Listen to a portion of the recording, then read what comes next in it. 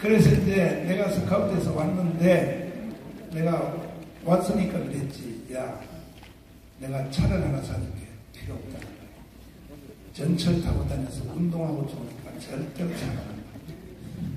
그러면 집을 사줄게. 40평 아파트 필요 없다. 돈 줄게. 돈도 필요 없다. 이야, 참 그래서 그러면서 하루는 나한테 감동적인 말을 했어요. 뭐냐? 내 없는 사이에 아마 여기서 했을지도 몰라. 뭐라고 그래? 나는 정강훈 목사의 허점 다 알고 내가 40년 50년 친구인데 지식도 내가 더 많고 공부도 내가 더 많고 목회도 내가 더 많고 다 했지만 나는 정강훈 목사님이 시킨 대로 순종합니다. 이게 느껴집니다.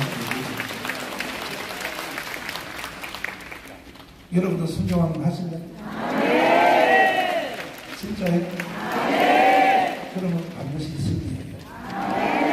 지금 이 운동을 하는데 최고의 걸림돌이 뭐냐? 정교 분리의 원칙에 어긋난다. 자, 목사님 드리겠습니다. 총회신학대학에서 작년에까지 교수님 하시고 작년에 은퇴하셔서 어떻게 우연히 걸려들어서 나오셨는데 이분은 영국에서 얼마나 공부를 잘했는지 쓴 논문이 박물관에 보관되어 있다. 여기 봐요. 내가 박물관에 보관되어 있다고 하니까 꼭 거짓말을 하고 막 뻥친다고 해서 내가 논문 남발을 여기다 띄워놨잖아요. 네? 20세기 최고의 실학자인 존 스타트, 로이드 존스를 전무한 사람 최고야 최고. 이 목사님이 잘 알아야 돼요. 정교 원리의 원칙이 뭔지에 대해서 설명을 요 부분만 한번 설명해 주세요. 이게 한국 교회가요, 이게 일본 놈들한테 속아가지고 정교 원리의 원칙이 완전히 잘못 알고 있는 거야. 설명하고 있어. 정교 원리의 원칙은 기독교 2000년사의 쟁점 중에 하나였습니다. 핵심은 교회와 국가는 각기 다른 그런 기관으로, 예를 들면 교회는 국가는 교회를 개입할 수 없이 각각 독립적이다 라고 하는 것인데, 이것이 잘못 그동안 활용되는 바람에 많은 어려움이 있었습니다. 특별히 이런 기독교 역사의 정교 분리 사상이 한국 교회에 특별히 잘못 적용됨으로 인해서 본의 아니게 이원론적인, 그래서 교회는 계속해서 거룩한 것, 성스러운 것, 이것만을 추구하고 세상에 대해서는 교회, 국가에 대해서는 관심이 없는 것처럼 어떤 별정 영역으로 생각했지만 이건 매우 잘못된 것입니다. 예를 들면, 그럼 왜 이슬람 나라에 가서 선교를 해야 됩니까? 미친 짓입니다. 왜 여러분이 당장 나가가지고 주변 이웃들에게 전도를 해야 되는데, 우리가 심지어 절간에 가서도 주홍들에게 가서 예수 믿고 천당 외쳐야 됩니까? 여러분, 하나님께서 특별 영역으로 너희는 땅끝까지 복음을 전파하라, 내 제자를 삼으라고 했을 때에는 거기는 제한된 영역이 없는 거예요. 웨슬리는 이렇게 말했어요. 모든 세계는 나의 교구다 그랬어요. 칼빈은 하나님께서 창조하신 모든 세계는 오직 하나님을 영광을 위해서 살아야 될 영역이라고 말씀했어요. 제가 정광훈 목사님 만나서 지금 대략 한 3년 동안 함께하고 있는데, 저는 저의 인생의 제 3기 청춘을 보내고 있습니다. 별로 반응이 없어요? 많은 것들이 있지만 제가 여러분에게 짧은 시간에 두 가지 말씀드립니다. 하나는 말씀에 대한 영적인 해안은 제가 지금까지 발견하지 못한 그런 분이었습니다. 제가 영국에서 10년 동안 박사학위 공부를 했는데 저는 목사 안수 받을 때까지 날라리 과였습니다. 잘 이해를 못 하시는 거예요. 부산 800이는 잘 아실 줄 알았는데, 공부하면 싫어하고 책상 앉으면 잠자고 낙서하고 강의실 들으면 제일 뒤에 앉아서 땡땡이 까고 출석 부르면 나가고 가만히 듣다 보니까 전 목사님하고 저하고 한때는 같은 과에도만 그러던 저였는데 제가 어떻게 영국을 갔는지 저는 유학이라는 걸 한 번도 생각해 본 사람이 아니에요. 그런데 어느 날 하나님께서 저를 영국으로 보냈는데 영국 가서 10년 동안 기이한 일을 경험했어요. 매일 낯선 사람이 저한테 찾아오는 거예요.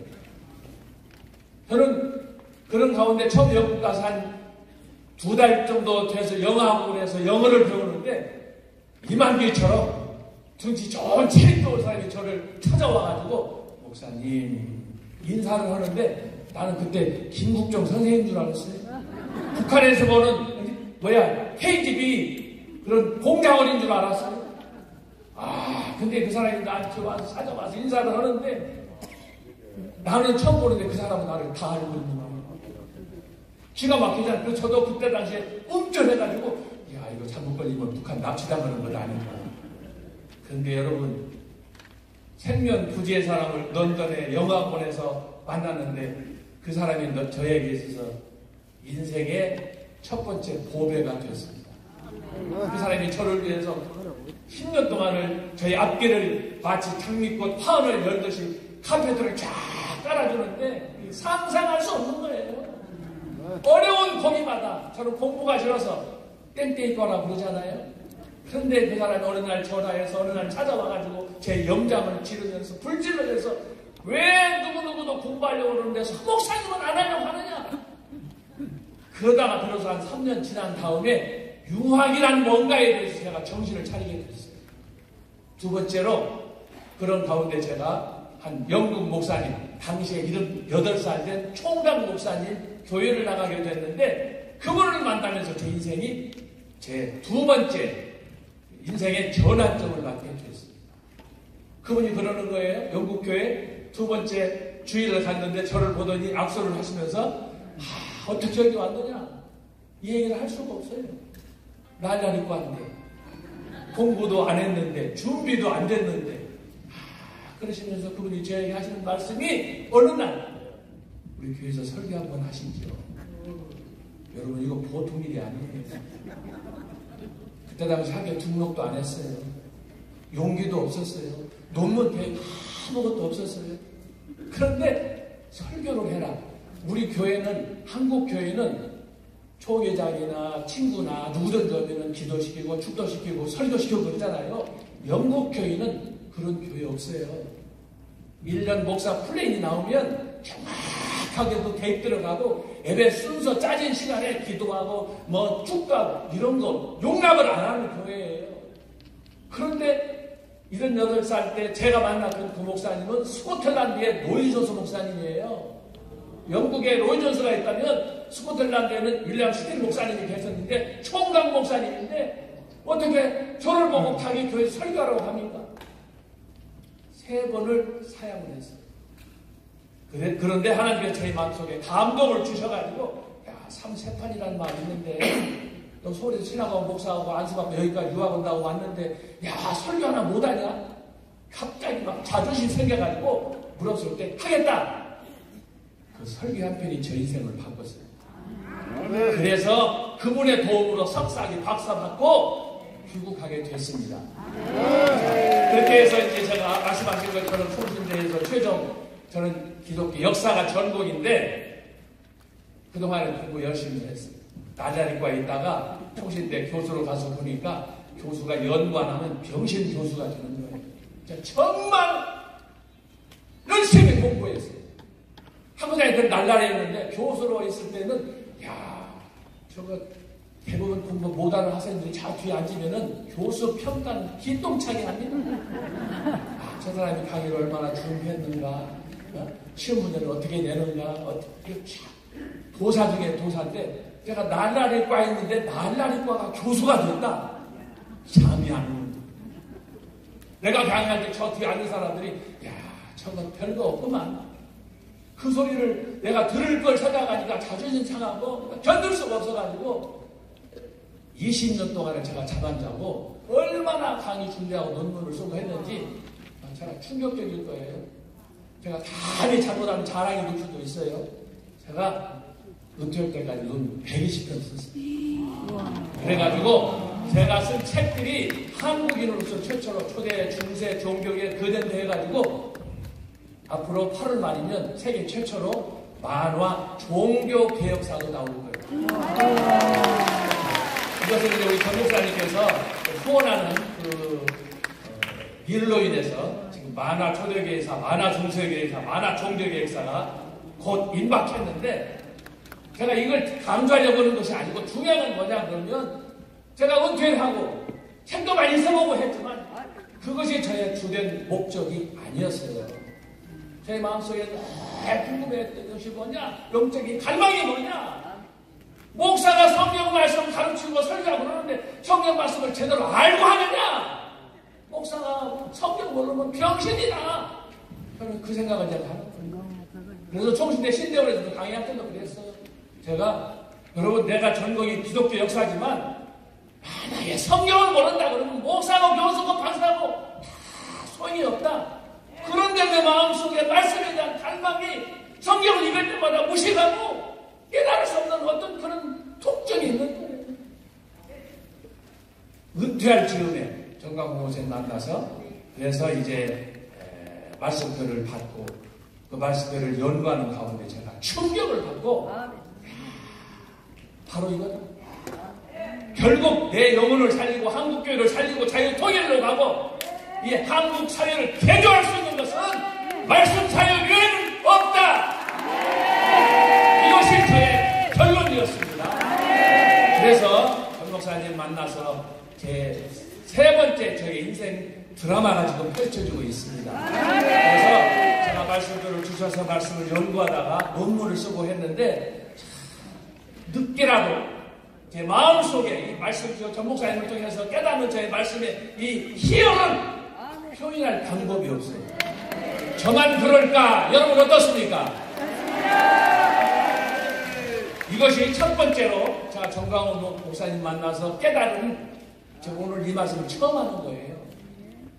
말씀표를 통해서 말씀을 통해서 깨달은 영적인 도전과 이 충격이 이상표로 머무르면 되지 않고 이것이 쓰나미처럼 한국교회 전역을 아시아는 유럽을 강타하는 놀라운 구원의 역사 리바이벌 운동이 일어나기를 간절히 바랍니다. 두 번째, 여기 정교 불리고 떠들고 그러지만 그 사람들이 정치를 압니까? 교회가 뭔지를 압니까? 지금이야말로 정말 깨어야 될 시점이라고 저는 믿습니다. 지난 5년 동안 우리나라가 어떤 상황에 있었습니까? 모두가 침묵했습니다. 나라가 망하는지 부패 얼마나 했는지 교회는 교회대로 그때 광화문 경복궁 제가 몇 년 전 얘기지만 얼떨결에 선배 친구 따라서 교수 따라서 갔다가 초라한 텐트 쳐놓고 거기서 외쳤던 그 광경을 지금 생각해보면 감사도 하지만 미안하기도 하고 여기 텐트 나오잖아요. 특별히 그 어려운 추운 겨울에 땅바닥에 얼어가지고 저걸 보는 순간에 막 눈물이 나고 견딜 수가 없었어요. 여러분 이걸 보면서 다리 보고 잘 마음이 있습니까? 그러나 아직도 이걸 보여주고 강조하고 설교하고 아무리 흔들어대도 일동도 하지 않는 종자들이 얼마나 많은지 몰라요. 나라는 지금 벽적강도에 있는데 그래서 저는 전 목사님을 통해서 두 가지를 제 삶의 제 인생의 3라운드에 말씀을 통한 사역에 내가 집중해야 되겠다. 또 하나는 애국운동을 위해서 내가 헌신해야 되겠다. 어떤 주변에서 찌라시들이 뭘 하든 서영한 교수 우리가 아까 장 목사님 말씀하시잖아요. 갈 데가 없어서 전 목사님 옆에 있느냐 교수가 할 짓이 없냐 제가 그런 소리 들었겠어요 안 들었겠어요? 들었어요. 상관없어요. 저와 여러분이 옳다고 판단하면 예수님의 십자가의 길을 가는 거예요. 죽이 나오든 밤이 나오든 죽음을 무너서 장목사님 그러잖아요. 가시밭길을 가리라. 야 이게 짧은 멘트지만 이게 심장을 공격하는 거예요. 여러분들이 함께 할 때 작지만 기도원의 300명이 기적을 이루는 거예요. 하지만 여러분이 한 사람이 300명 기도원의 용사의 그 역할을 그 이상을 한 줄로 믿습니다.